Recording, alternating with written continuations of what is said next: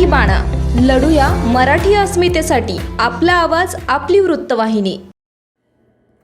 आरोग्य विभागाच्या गट क आणि गट ड संवर्गातील एकूण 6,205 पदांसाठी भरती प्रक्रिया सुरू असून आरोग्य विभागाच्या गट क आणि गट ड संवर्गातील लेखी परीक्षा पुढे ढकलल्या आहेत. परीक्षा घेण्यासाठी नेमलेल्या न्यासाच्या अकार्यक्षमतेमुळे हा निर्णय घेतला असून सर्व तांत्रिक बाबींची पूर्तता करून लवकरच परीक्षा घेण्यात येईल, असे आरोग्यमंत्री राजेश टोपे यांची माहिती. नमस्कार. दिनांक 25 सप्टेंबर आणि 26 सप्टेंबरला सार्वजनिक आरोग्य विभागाच्या अंतर्गत गट क आणि ड या प्रवर्गातील परीक्षा ज्या होऊ घातलेल्या आहेत त्या बाह्य स्त्रोत संस्था न्यासा यांच्या अकार्यक्षमतेमुळे पुढे ढकलण्यात येत आहे, याची सर्वांनी नोंद घ्यावी. 26 आणि 27 तारखेला 6,200 जागा भरण्यासंदर्भात परीक्षा घेण्याच्या संदर्भातील निर्णय घेण्यात आलेला होता. यामध्ये प्रामुख्याने गट क आणि ड या सर्व जागा म्हणजे नर्सेस असतील, टेक्निशियन्स असतील, क्लरिकल्स असतील, या सगळ्यांच्या जागा आहेत. आणि गट ड मध्ये सुद्धा प्रामुख्याने MPWs असतील किंवा तुमचे वॉर्ड बॉयज असतील, या सगळ्यांच्या ड्रायव्हर्स असतील, सगळ्यांच्या जागा भरण्यासाठीचे जे आरोग्य विभागाचे सेवा प्रवेश नियम आहे त्यामध्ये गट क आणि ड या जागा ज्या आपण थेट सरळ भरतीच्या असतात त्या परीक्षेनेच भराव्यात, अशा पद्धतीचा उल्लेख सेवा प्रवेश नियमामध्ये आहे. या संपूर्ण कारणाने परीक्षा लेखी स्वरूपाने घ्यावी हा नियम पाळण्याच्या अनुषंगाने शासनामध्ये काही कार्यपद्धती आहे. ही कार्यपद्धती अशी आहे की ज्यामध्ये माहिती व तंत्रज्ञान विभाग म्हणजेच IT डिपार्टमेंट यांनी मोठ्या संख्येने विद्यार्थी बसतात म्हणून OMR पद्धतीनं परीक्षा घेण्याच्या बाबत सूचित केलेले आहे. त्या अनुषंगाने माहिती तंत्रज्ञान विभागाने अनेक संस्था एम्पॅनल्ड केलेल्या आहेत. त्यांनी त्यांचे वेगवेगळ्या पद्धतीनं मूल्यमापन केलेलं आहे आणि त्या एम्पॅनल्ड ज्या काही संस्था आहेत त्या संस्थेच्या मधून आपल्या आरोग्य विभागाच्या साठी आपण संस्थाची निवड करू शकतो. ती निवड सुद्धा आरोग्य विभागाने म्हणजेच आमचे सचिव डॉक्टर व्यास, आमचे कमिशनर श्री रामास्वामी, आमच्या डायरेक्टर्स या सगळ्यांच्या टीमने त्यांच्या डेमोज घेऊन त्यांची सुद्धा अंतर्गत परीक्षा घेऊन न्यासाची निवड केली. न्यासा ह्या संस्थेच्या निवड झाल्यानंतर त्या संस्थेबरोबर करार करण्यात आला आणि त्या करारामध्ये फार स्पष्ट उल्लेख असतात. आरोग्य विभागाची जबाबदारी फक्त आणि फक्त क्वेश्चन पेपर तयार करण्या इतपतच आहे.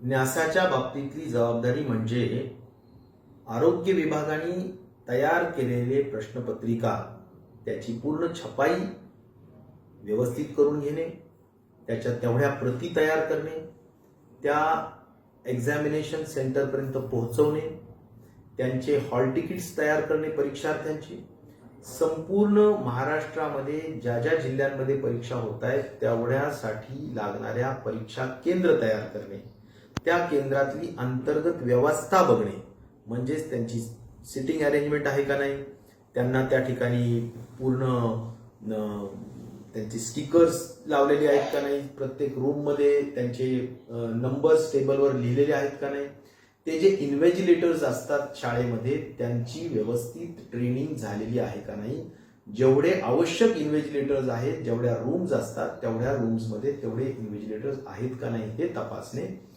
या सगळ्या गोष्टींच्या बरोबरच अलीकडच्या काळात इलेक्ट्रॉनिक गॅजेट्सच्या सहाय्याने काही गैरप्रकार होतात म्हणून जॅमर बसवणे आणि कोविडच्या पार्श्वभूमीमध्ये आपण सोशल डिस्टन्सिंग आणि सॅनिटाईज करून घेणे या संपूर्ण जबाबदाऱ्या त्यांच्या आहेत. या सगळ्या गोष्टींची सातत्याने टाइम टेबल प्रमाणे काम होतंय का नाही याबाबतचा आढावा वेळोवेळी आरोग्य विभागाच्या वतीनं कमिशनर्सनी घेण्यात आलेला आहे. यामध्ये त्यांच्या ज्या काही उणिवा आणि दिरंगाई दिसत होती ती दिरंगाई देखील तत्परतेने त्यांच्या लक्षात आणून दिली जात होती आणि ते वेळोवेळी एवढीच खात्री देत होते की आता आम्ही या दरम्यान करू, आता एवढं टार्गेट द्या आम्हाला, आता करू, अशा पद्धतीनं ते घेत होते असं मला कमिशनर्सनी माझ्या ब्रीफिंगमध्ये सांगितलं जात होतं.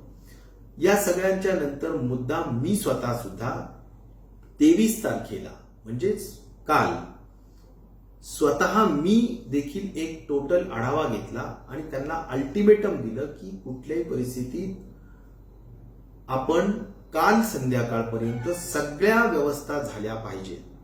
त्यांनी ती खात्री पण दिली. परंतु आज ज्यावेळी मी स्वतः सुद्धा परभणीच्या दौऱ्यावर असताना परभणीच्या काही शाळेला भेटी दिल्या त्यावेळी सुद्धा मला अनेक त्रुटी जाणवल्या. उदाहरणादाखल सेलूमध्ये 1000 मुलांना बसण्याची म्हणजे यादी एका शाळेला दिली परंतु बसण्याची व्यवस्था 600-700चीच होती आणि त्यामुळे मग उर्वरित 300ला दुसरी शाळा करून देण्याची व्यवस्था मी स्वतः बसून त्या ठिकाणी केली. याचा अर्थ पूर्णच आम्ही संपूर्ण आरोग्य विभागाचे जेवढे फील्डवरचे सिव्हिल सर्जन्स DHO आहेत त्यांना आम्ही आढावा घेऊन रिपोर्टिंग करायला सांगितल्यानंतर असं निदर्शनास आलं की त्यामध्ये बऱ्याचशा त्रुट्या आहेत. मग त्या त्रुट्या कशा स्वरूपाच्या आहेत तर इन्व्हिजिलेटर्सची ट्रेनिंग काही शाळांमध्ये झालेली नाही, काही शाळांमध्ये त्या ठिकाणी बसण्याची बेंचेसची व्यवस्था अपुरी आहे. वेबसाईटवर सुद्धा ही माहिती टाकण्याच्या सुचवलेलं आहे, वर्तमानपत्रातही माहिती दिलेली आणि मी आपल्याला या व्हिडिओच्या माध्यमातून सुद्धा ही गोष्ट अवगत करत आहे. त्याचबरोबर मी या निमित्ताने हेही सांगेन की जे काही हेल्पलाईन कॉल सेंटर्स सांगितलेले त्या ठिकाणी देखील ही माहिती आम्ही सांगण्याच्या संदर्भात त्या ठिकाणी सुचवलेलं आहे. तर निश्चित प्रकारे जो मानसिक त्रास झाला त्याबद्दल खऱ्या अर्थाने याला सर्वस्वी जबाबदार ही न्यासा संस्था आहे जी असमर्थ ठरली, अकार्यक्षम ठरली म्हणून आपल्याला परीक्षा पुढे ढकलली जाते. परंतु या विभागाचा प्रमुख म्हणून मी निश्चित प्रकारे माझ्या सर्व परीक्षार्थ्यांना मी मनापासून दिलगिरी व्यक्त करतो, त्यांची माफी देखील मागतो. प्रश्न एवढाच आहे की पुढची तारीख आपल्याला चर्चा करून लवकरात लवकर ठरवण्यात येईल. त्याचबरोबर या संपूर्ण प्रक्रियेमध्ये मला अत्यंत स्पष्ट सांगायचं की राज्याचा आरोग्य मंत्री म्हणून तिसरी वेव्ह उंबरठ्यावर आहे हे सुद्धा लक्षात घेता माझा हेतू अत्यंत स्पष्ट आणि प्रामाणिक आहे की या रिक्त जागा भरल्या जाव्यात आणि त्यासाठी मी प्रचंड मेहनतही केली. मंत्रिमंडळासमोर प्रस्ताव घेऊन गेलो, माननीय मुख्यमंत्री उपमुख्यमंत्र्यांना पूर्णतः कन्व्हिन्स करून याला मान्यता घेतली आणि संपूर्ण विभागाच्या अनेक वर्षानुवर्षापासून पडलेल्या या रिक्त जागा ज्यांचे आरक्षणाचे बिंदू ठरलेले नव्हते, ज्यांचे प्रमोशन्स ठरलेले नव्हते, अनेक रिक्त जागांच्या संदर्भातल्या जागा ठराव्यात माहिती व्हावी यासाठीचे जे CRs लिहिले जायला पाहिजे ते लिहिले गेलेले नव्हते. ह्या सगळ्या गोष्टी मागच्या काही महिन्यांमध्ये पूर्ण करून या जागा भरण्याच्या संदर्भातला निर्णय घेण्यात आलेला आहे. त्यामुळे मला त्याचंही मनस्वी दुःख आहे की याला आपल्याला थोडं पोस्टपोन करावं लागत आहे. परंतु लवकरात लवकर जमेल एखाद्या आठवड्याच्या भरात 10 दिवसाच्या आत आम्ही कुठल्याही परिस्थितीत नवीन तारीख देऊन ही परीक्षा निश्चित प्रकारे घेतली जाईल. परंतु मला या निमित्ताने पुन्हा एवढंच सांगायचंय की आरोग्य यंत्रणा सक्षम करणे हाच प्रामाणिक हेतू घेऊन मी या ठिकाणी या जागा भरून घेण्याच्या दृष्टिकोनातून प्रयत्नशील आहे, होतो आणि राहील.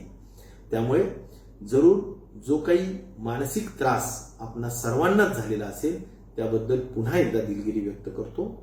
धन्यवाद. मराठी बाणा या मराठी वृत्तवाहिनीला यूट्यूबवर सबस्क्राईब करा आणि बेल आयकॉन